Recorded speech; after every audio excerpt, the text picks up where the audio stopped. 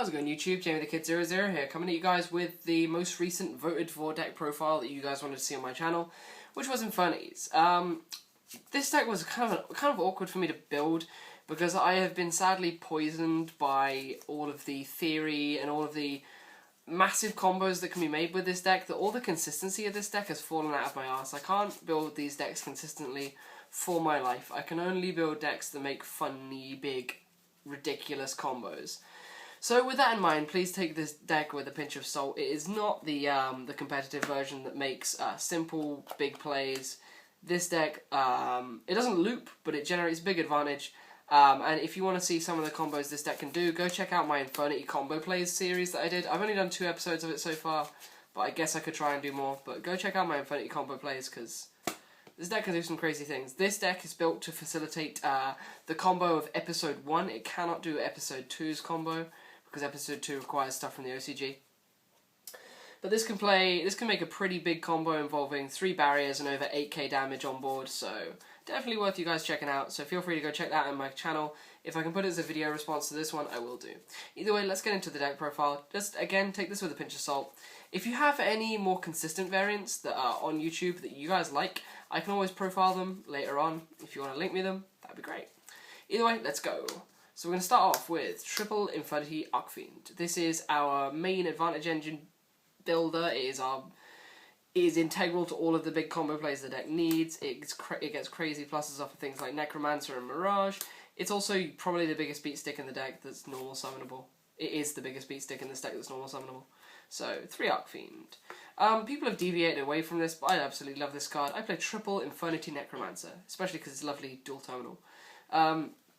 Necromancer, in my opinion, is one of the mainstays of this deck. It's an amazing top deck because you can draw this, get into your Infernity Archfiends that are in grave, so just drop this, revive an Archfiend, get a search, depending on the game state, or you can revive a super awesome tech that I play in this deck and make cool Xyz plays as well. So, and then we move on to the most integral card in this deck, but still I can't bring myself to play 3. Double Infernity Mirage. Infernity Mirage, if you look at the combo video, is my 1 card plus 10. You play this card in this deck at the right time, you're going to go plus 10, plus 11, crazy plays. It's just so good. Infernity Mirage I really like, but at the same time I can't bring myself to play 3. I could probably play 3 in this deck because of the amount of Infernity Infernos I play, but at the moment I just can't play 3. But if I were to play 3, I'd definitely cut an Avenger for it. Which brings us to our next unit. I play 2 Avengers at the moment. Simply because we want to get to it, and it's good fodder for Infernity Inferno and Dark Grapher, so it's definitely a decent card, but I might cut it for Infernity Mirage, but if I could bring myself to add that extra Mirage. Then, for the final Infernity card I play 1 Infernity Knight. Now, a lot of people are going to have a problem with Infernity Knight, because of course, Infernity Knight as a card is terrible. It is terrible. Its effect is terrible, things like that. But what it also is a level 3 that Infernity Necromancer can revive, because it cannot revive itself. Infernity Necromancer can't revive another Necromancer, however it can revive an Infernity Knight.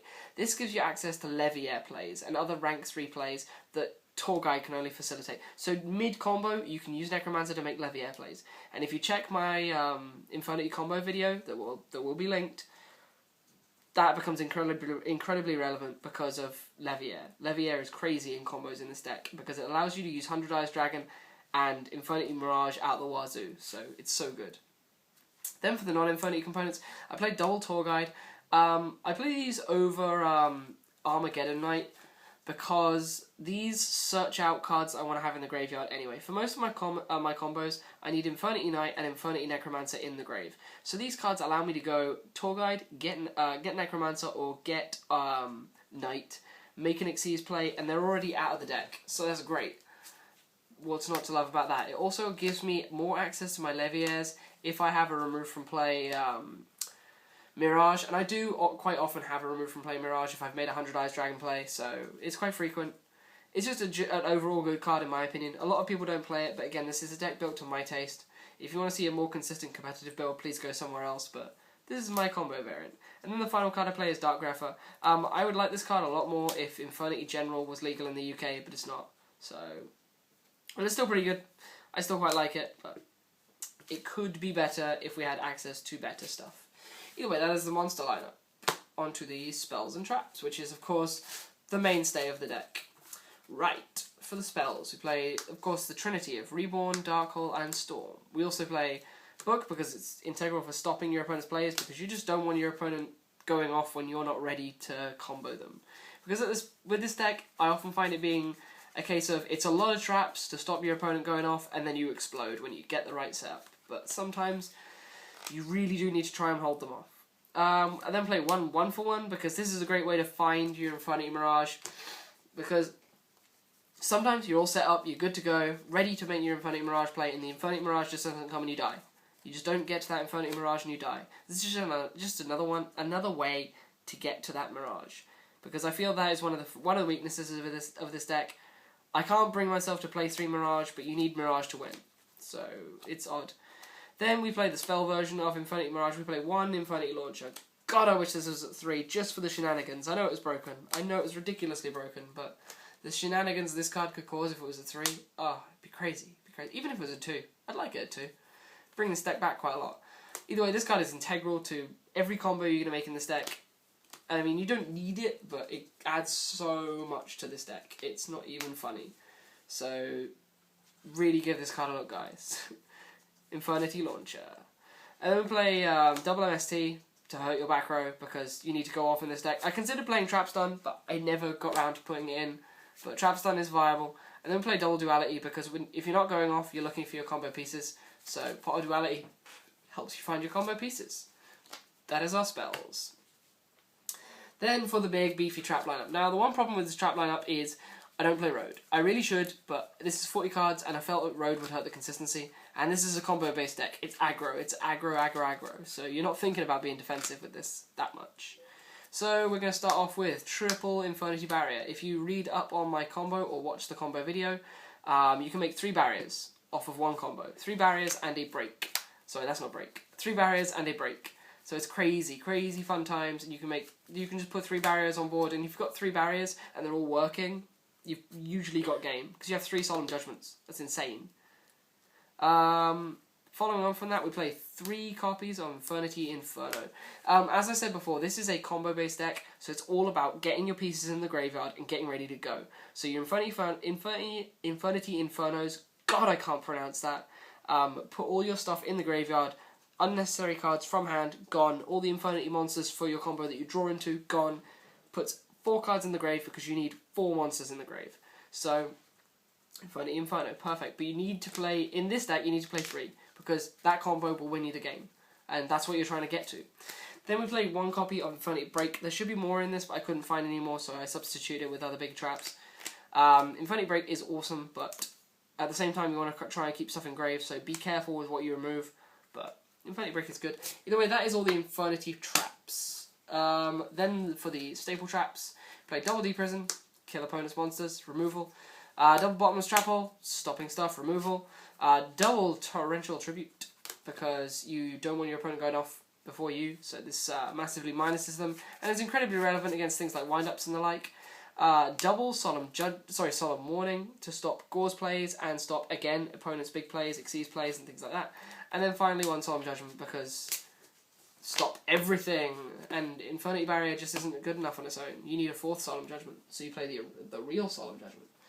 That is the complete main deck. It is very strange, and there are a lot of things you guys probably won't agree with. I did consider Foolish Burial, but I felt that with 3 Infernity Infernos, Foolish Burial wouldn't be necessary. So, again, just my thoughts. This is now the extra deck. The extra deck is very restricted because this is the combo deck, so a lot of space is taken up with the combo. You will instantly see the things you could cut in favour of more Xyz or more Synchros. So change this as you will if you don't want to make the combo, but this is for the combo.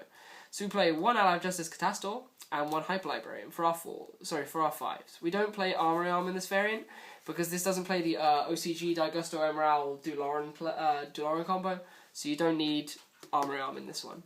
So we play these 2, Hyper Librarian because you will make big plays and drawing is fun, but be careful because if it's going to shut down your plays, you're going to be in the shit. So have this, and only use this if you have Infernity Launcher out, so you can ditch a monster you draw, or if you have space to set back row, and only use the draw once. So Be careful, be careful. Then we play one Gaia Knight for our 6, just in case, because I never find myself making 6s, but it's just in case. Same with 7s, I never find myself making that many 7s, so we only play Black Rose Dragon as a just in case card. For the 8s, we play Stardust Dragon because it's a good 8, and we make 8s loads in this deck. This deck makes lots of 8s. One Stardust Dragon because it's a great card. One Scrap Dragon because it's essential for the triple barrier combo which I came up with, but it's also a great card. One Infernity Doom Dragon because it's essential for the barrier combo because it's the Infernity name that you need to keep on board, and it's a great 3k monster, so what's not to love about that? Then we play triple 100 Eyes Dragon because 100 Eyes Dragon is insane and gets all your combos going. That's why we play it. You play it to keep your combos rolling. And that is our Synchro Monsters. I don't play Mistworm in this variant because I never find myself wanting to make 9s, I just make 8s.